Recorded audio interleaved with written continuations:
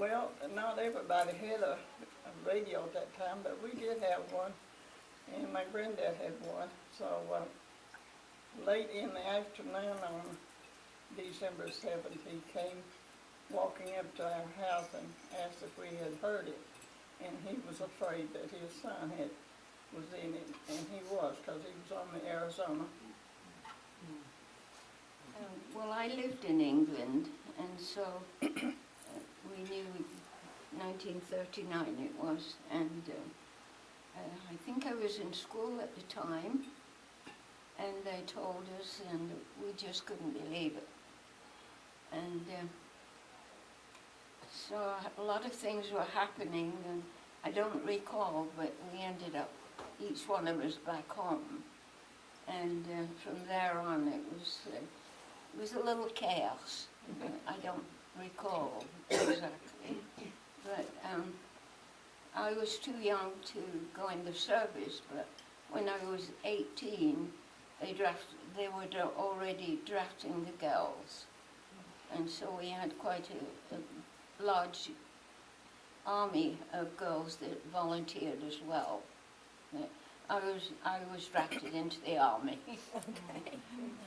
11 miles up from here in the country.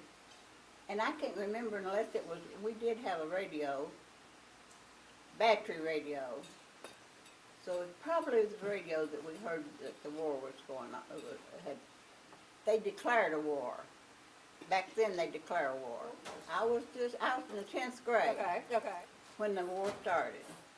And I had a boyfriend that went into service. I had 3 brothers that went into service, 2 in the Navy and 1 in the Army. And the 11th grade class, all the boys went to the war, and there was just 11 girls graduated. Wow. There's no boys graduated that year. Wow. So I was drafted when I was 18, and I was a stenographer and a physical training instructor. And I met my husband. I had volunteered for overseas, so suddenly I was sent down to London, and I find myself in General Eisenhower's headquarters. They needed stenographers, but they needed British ones because we kind of spell different, and it was a war, so we had to be very careful. And I met my husband at General Eisenhower's camp. We had to be moved every so often because most of the buildings were bombed. So we finally, after a while, we got up to the end of London, and they had made a new camp for us up there. And that's where we used to see General Eisenhower and Mr. Churchill, and they were just a small body of water between us.